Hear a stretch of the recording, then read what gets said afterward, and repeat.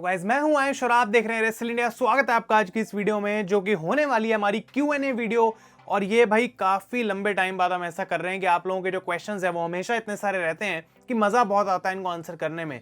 तो आप लोगों के जो क्वेश्चंस थे, सबसे पहले मैं थैंक यू बोलना चाहता हूं जिन लोगों ने भी कमेंट करा कम्युनिटी टैब की पोस्ट के ऊपर, और मैंने बेस्ट क्वेश्चंस जो है वो पिक करने की कोशिश करी, और ऐसे क्वेश्चंस जो कि बहुत सारे अलग अलग लोगों ने पूछे हुए थे। तो अगर इनका आंसर दूंगा तो डेफिनेटली एक से ज्यादा बंदे के क्वेश्चन का आंसर होगा, इतना मैं आपको जरूर बता सकता हूं। तो बहुत इंटरेस्टेड ये मैं था इस वीडियो को करने में, और मैं एक्साइटेड हुआ आप लोगों के आंसर्स देने में। लेकिन उससे पहले कि हम बढ़े इस क्वेश्चंस का सिलसिला शुरू करें, अब मैं बोलना चाहता हूं कि जो असली अखाड़ा का नया पॉडकास्ट है वो अपलोड हो चुका है स्पॉटिफाई के ऊपर, बाकी जगहों पे। और अगर आपने ऑलरेडी उसको नहीं सुना है, रेसलमेनिया 39 की रेटिंग्स, काफी डिटेल में एक एंटरटेनिंग पॉडकास्ट है, बहुत सारे उसमें फनी मोमेंट्स भी हैं। आई थिंक आपको जाके सुनना चाहिए। स्पॉटिफाई, गूगल और जहाँ पे Amazon, एप्पल म्यूजिक, अलग अलग जगहों पे, जियो सावन पे आपको सुनने को मिलेगा। सारे लिंक उसके लिए नीचे डिस्क्रिप्शन में है। और अब बहुत कंसिस्टेंट गेम रहने वाली है पॉडकास्ट की, आपको एंटरटेनिंग कंटेंट देखने को मिलने वाला है। सिर्फ इतना मैं बोलूंगा, तो हम ज़्यादा टाइम नहीं वेस्ट करेंगे और हम स्टार्ट करते हैं फर्स्ट क्वेश्चन से। और सारे क्वेश्चन मेरे पास यहाँ पे फोन पे हैं। तो सीबा प्रसाद की तरफ से फर्स्ट क्वेश्चन आता है, कहते हैं hello bro, I really miss the content you uploaded before 1 year, the story telling I love, please bring it again. तो ये जो चैनल के रिलेटेड क्वेश्चन है, कंटेंट के रिलेटेड, इसको मैं last part of the video में आंसर करूंगा, because I have a similar question, वहां पे इसके बारे में बात करेंगे। बट इनका जो अगला क्वेश्चन था, by the way nowadays mid card is more relevant, so who is the superstar you want to see in the mid card. I think कि एक अच्छा क्वेश्चन है, क्योंकि जब से ट्रिपल एच का कंट्रोल आया है, आई डोंट नो वो कितनी देर तक रहने वाला है बाय द वे, लेकिन ट्रिपल एच जब से कंट्रोल में आया, mid card is very strong. United States championship जो है, Austin Theory, Gunther Intercontinental champion, tag team champions, I think this everything has been amazing. सिर्फ विमेंस के टैग टीम टाइटल्स को छोड़ के सारे जो बाकी के अच्छे टाइटल्स हैं, जो वर्ल्ड टाइटल्स नहीं है, मैं कहना चाहता हूं कि ट्रिपल एच ने बहुत अच्छा काम किया। तो गुंथर ऑस्टिन थ्योरी के अराउंड डिवीजन रिवॉल्व होनी चाहिए, और बहुत सारे सुपरस्टार्स हैं जिनको चांस मिलना चाहिए। I think Sheamus, Drew McIntyre ने मिड कार्ड में रह के कमाल का काम करा है, और इसी तरीके से और लोगों को भी ऑप्शन मिलना चाहिए। सेथ रॉलिंस मिड कार्ड में, हम उनको कोई टॉप कार्ड का सुपरस्टार आई डोंट थिंक बोल सकते हैं इस पॉइंट पे। अगला क्वेश्चन आता है फायर लाइक आयुष की तरफ से भाई, और ये बोलते हैं firstly who will win this year's men's money in the bank.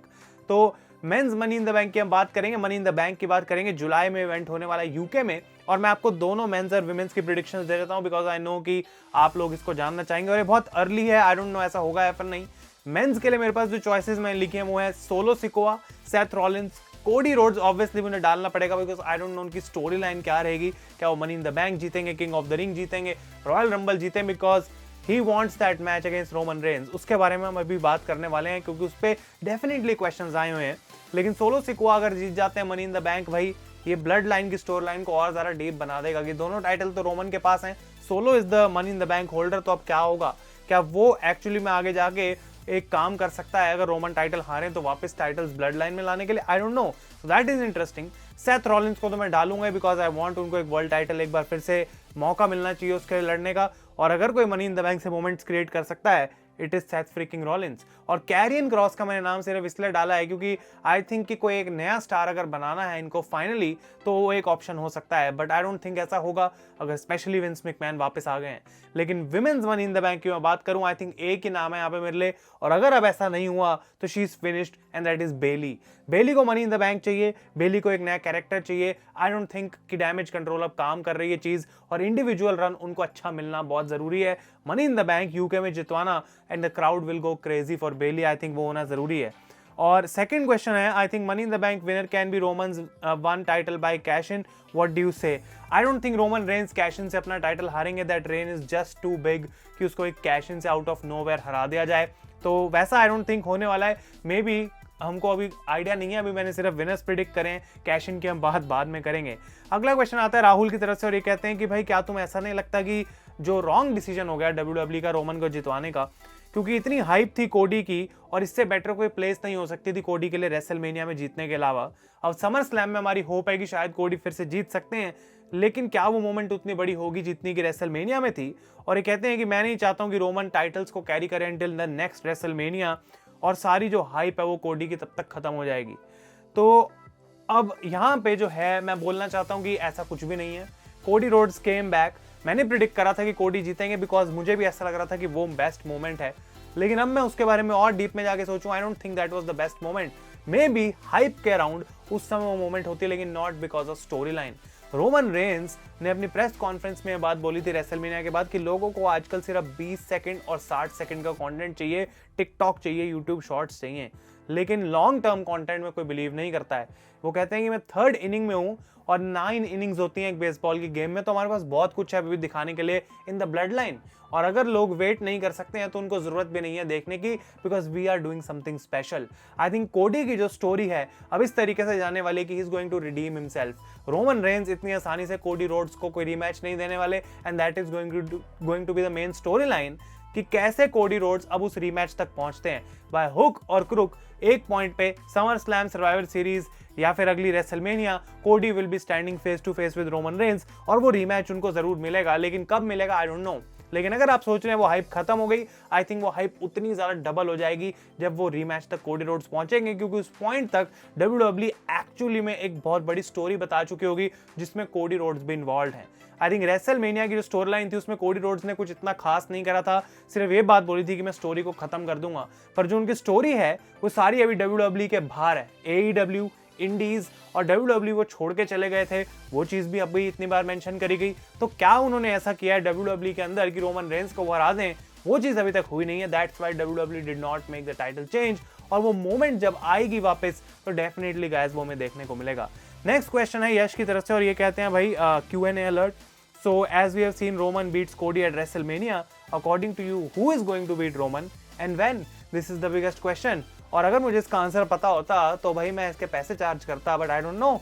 लेकिन मेरे हिसाब से द गाय स्टिल कोडी, और Cody has to beat Roman Reigns. कब होगा वो आई डोंट नो, रेसलमेनिया में हो सकता है, समर स्लैम में हो सकता है, whenever WWE wants to do it. लेकिन जो मैंने भी आपको स्टोरी के बारे में बताया, आई थिंक वही चीज होने वाली है। अगर कोई सोच रहा है solo Sikoa, Jey Uso, Seth Rollins, Gunther, ये सारे लोग रोमन रेंस को हराएंगे, इम्पॉसिबल। अगर WWE कोडी के अलावा इन लोगों को विक्ट्री देती है, I don't think it makes any sense. Cody is the next big face of the WWE, और जब भी वो चीज होगी एक लंबी लॉन्ग टर्म स्टोरी टेलिंग के थ्रू होगी, और तब कोडी फाइनली जाके चैंपियन बनेंगे। आई थिंक कि लोग अभी बहुत ज्यादा गुस्सा हो गए हैं कि कोडी क्यों नहीं जीता है भाई, लेकिन कोडी अभी भी WWE में ही है, and he can still fight Roman, he can still beat Roman. तो हमें उसके लिए पेशेंस रखना पड़ेगा। जो स्टोरी आने वाली है हमारे लिए अब, that is going to be a classic. और जैसे कि मैं कह रहा हूँ मैच तक हम पहुंचेंगे फाइनली, तो हमको याद नहीं आएगा कि रेसलमेनिया में कोडी क्यों हार गया था। तब लोग और ज्यादा जो हैं वो पुश करेंगे फॉर रोमन टू लूज, और उस टाइम पे रोमन विल एक्चुअली लूज, तो वो एक बड़ी मोमेंट होगी। Next question is from Vaibhav. Do you think Seth Rollins should dethrone Roman Reigns for the undisputed championship? जैसा कि मैं कह रहा हूँ, रॉयल रंबल में अगर सेथ जीत जाते रोमन से, that would have been my favourite moment, मतलब लास्ट 5-6 सालों में इन द WWE। बट जो मैंने देखा है लास्ट कुछ सालों में सेथ रॉलिंस के साथ, आई डोंट थिंक कि WWE थिंक्स कि अभी सेथ रॉलिंस को एक टाइटल की जरूरत है। आई डोंट नो ऐसा क्यों वो सोचते हैं, लेकिन world title Seth Rollins I don't no कि क्यों नहीं जीतते हैं। और अभी तो बिल्कुल नहीं होने वाला, क्योंकि सेथ रॉलिंस ने सब कुछ अचीव कर लिया है। And we have to look at this way कि भाई अगर रोमन को कोई हराता है तो सेथ वो हो, इसमें मुझे कोई प्रॉब्लम नहीं है। लेकिन WWE की थिंकिंग ऐसी है कि जो भी होना चाहिए उसको उस चीज की जरूरत हो, वो वहां से कुछ बिल्ड कर पाए, he become special. Like Undertaker बोलते हैं कितनी इंटरव्यूज में कि Brock Lesnar finish my streak, लेकिन कहीं ना कहीं ब्रॉक को उतनी जरूरत नहीं थी उस चीज की। अगर रोमन ने वो काम करा होता, रोमन का करियर एक और ही लेवल पे चले जाता। एक और ऐसी चीज होती है उसके अंडर कि भाई अंडरटेकर की स्ट्रीक जो है उसको मैंने खत्म किया है, भले अंडरटेकर को still Roman defeated eight WrestleMania, लेकिन वो बात उसमें बनी नहीं थी। तो आई don't think Seth Rollins WWE उस वे में सोचती है, बट अगर ऐसा होता है so I would love to see that. अगला क्वेश्चन आता है शैक्स की तरफ से। If you were made head of creative for 1 year, mention in brief the 5 feuds you would book, और उनकी स्टोरी लाइन बताओ। तो भाई स्टोरी लाइन तो मैं बहुत सारा डिटेल में नहीं बता सकता हूँ, बिकॉज वीडियो कहाँ से कहाँ चली जाएगी, और हर एक स्टोरी लाइन पे अलग वीडियो बन सकती है। तो कुछ फ्यूड्स हैं यहाँ पे जो मैंने लिखी हुई हैं, जिनमें से पहली है AJ Styles versus Austin theory. आई थिंक कि हम मिड कार्ड की बात कर रहे थे और ये परफेक्ट है उसके लिए कि एजे स्टाइल्स वापस आए, ऑस्टिन थ्योरी को चैलेंज करें। मे बी अगर वो टाइटल नहीं भी जीतते हैं, it's going to be a great feud, great matches, और ओसी को यहाँ पे इन्वॉल्व करा जा सकता है, जहाँ पे दिखाया जाए कि हाँ भाई ऑस्टिन थ्योरी को भी ऑड्स के अगेंस्ट जाना पड़ रहा है। I think that is an option. Gunther versus Brock Lesnar एक ऐसा मैच है जो कि मैं डेफिनेटली देखना चाहूंगा। स्टोरी लाइन मुझे नहीं पता वहां पे क्या दिखाएंगे, कैसे दोनों आमने सामने आएंगे। आई डोंट थिंक ये इंटरकॉन्टिनेंटल टाइटल के लिए होगा, बट मे बी जब गुंथर हार जाए अपना टाइटल, उसके बाद नेक्स्ट बड़ी चीज जो उनके लिए होगी will be a feud with Brock Lesnar, इससे पहले कि वो उनको टेस्ट करा जा सके उन वाटर्स में, और फिर उनको मेन इवेंट पिक्चर में पुश करा जाए for a world title. I would love to see the next feud. I don't know WWE ने इसको क्यों ढंग से अभी अप्रोच नहीं करा है, एंड आई डोंट नो ये बंदा वापस कब आएगा। Roman Reigns versus Randy Orton. Randy Orton I don't think उनको जाके कोई भाई अनडिस्प्यूटेड टाइटल जीतने की जरूरत है, बट ये एक फ्यूड, एक story wise could be insane. Randy Orton की इतनी हिस्ट्री है, रोमन रेंस की इतनी हिस्ट्री है, एंड आई थिंक कि जिस तरीके से दोनों कोलाइड कर सकते हैं एक अलग लेवल की फीलिंग आएगी। एंड रैंडी ऑर्टन को यहाँ पे फेस बनना पड़ेगा, वो अलग बात है, लेकिन still it is going to be an awesome feud. और विद इन नेक्स्ट 1 ईयर अगर रैंडी आते हैं वापस अब 1-2 महीने में, तो ये फ्यूड एक ऐसी चीज है जो WWE को आई थिंक एक्सप्लोर करनी चाहिए। सेथ रॉलिंस का मैंने नाम तो जरूर डाला लिस्ट में, लेकिन उनकी फ्यूड किसके साथ होगी आई डोंट नो, क्योंकि ये बंदा हर बंदे से लड़ चुका है। He has done everything.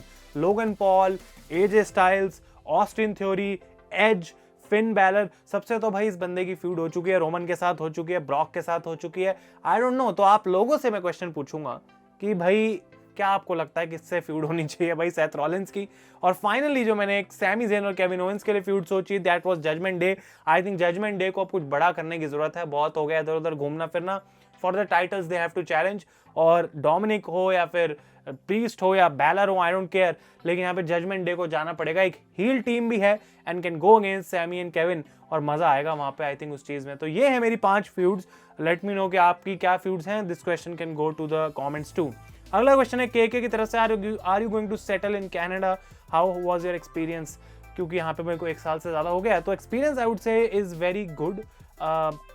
काफी डिफरेंट है ऑब्वियसली, एक्सपेक्ट कुछ करते हैं, कभी कुछ और चीजें हो जाती हैं, but ultimate the plan is to settle, yes. और देखते हैं कि वो किस तरीके से काम होगा। I think I should be making videos on my vlogging channel, उसके बारे में हम बात करेंगे। लेकिन आई होप कि जो एक्सपीरियंस रहा है अभी तक का वो ऐसे ही आगे कंटिन्यू हो, और व्लॉगिंग चैनल पे मैं प्रोबेबली आने वाले कुछ टाइम में शेयर करूंगा अपना एक्सपीरियंस वहाँ पे ज़्यादा, तो उसके बारे में हम वहाँ पे बात करेंगे। I think that is the best platform to do it. अगला क्वेश्चन है हर्ष की तरफ से, wrestle India, do you also think that triple H has taken out the entertainment in WWE, focused more on wrestling? Because we saw in WrestleMania Royal Rumble there were a very few surprise returns and segments compared to when Vince was in charge, and this is great.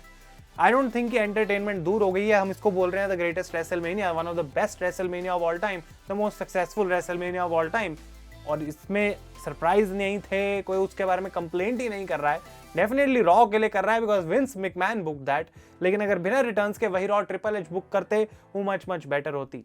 तो उसकी जरूरत क्या है जब तुम्हारे पास इतना बड़ा roster है, हर 2 दिन बाद किसी का रिटर्न तो नहीं हो सकता। आई डोंट थिंक कि उसकी कोई नीड रहती है कि तुम कुछ स्पेशल करो, जो तुम्हारे पास इतना कुछ पड़ा है उसके साथ तुम मिलकर स्पेशल करो। और जो स्टोरी लाइन लेवल पहुंच गया था इस रेसलमेनिया में, आप लोगों को जाके पॉडकास्ट सुनना चाहिए, हमने बहुत अच्छे से डिटेल में उसके बारे में बात करी है, उसकी वजह से this was special. That was also special. Returns की किसी को यहाँ पे आई डोंट थिंक कोई इतनी इशू था। अगला क्वेश्चन है ओम सिंह की तरफ से, और कोई यहाँ पे मुझे इस पूरा क्वेश्चन पढ़ने के लिए मजबूर नहीं कर सकता है। You can pause the screen and read, लेकिन मैं ऊपर से आपको बताता हूँ, ये काफी अच्छे से एक्सप्लेन जरूर करा है, तो ओम को मैं यहाँ पे कोई उल्टा नहीं बोल रहा हूँ। But he is saying and he is talking about all elite wrestling, जिन्होंने अभी यूके में अपना नया इवेंट अनाउंस करा है, ऑल इन लंदन, अगस्त 27 को होगा, और उन्होंने कोई O2 अरीना बुक नहीं करी, they have booked the fricking Wembley stadium, जिसकी कैपेसिटी है 90,000। आई डोंट नो AEW क्या करने वाली है। इन्होंने बहुत चीजें बताई हैं, नीचे अच्छे स्टैट्स भी दिए हैं इस कमेंट के अंदर, क्या CM पंक वापस आ सकते हैं, AEW अटेंडेंस रिकॉर्ड इज 20,000, तो कैसे वो 90,000 टिकट बेचेंगे? क्या ये पॉसिबल है? क्या ये हो सकता है? अब मैं बोलूंगा कि अगर AEW वेम्बली स्टेडियम बुक कर रही है, जहां पे एक बार आई थिंक रेसलमेनिया हो चुकी है, कुछ ना कुछ उनको इस लेवल का करना पड़ेगा जो कि कंपनी के फर्स्ट डे से अभी तक हुआ नहीं है। आई डोंट नो वो क्या है, अगर मुझे पता होता फिर से मैं उसके पैसे लेता। आई थिंक CM पंक का return is an obvious call, जो लोग बोलेंगे कि वहां पे हो सकती है, but CM punk I don't think can sell 90,000 tickets. अगर CM पंक के नाम से 90,000 टिकट बिक जाएं, I think he is bigger than Roman Reigns, because इतने लोग तो रेसलमेनिया में भी नहीं थे। तो आई डोंट नो कि क्या AEW का अप्रोच रहेगा। मैंने बहुत समय से AEW देखी नहीं है, तो मैं ज़्यादा AEW के जो करंट प्रोग्रामिंग है उसके बारे में बात नहीं कर सकता हूँ।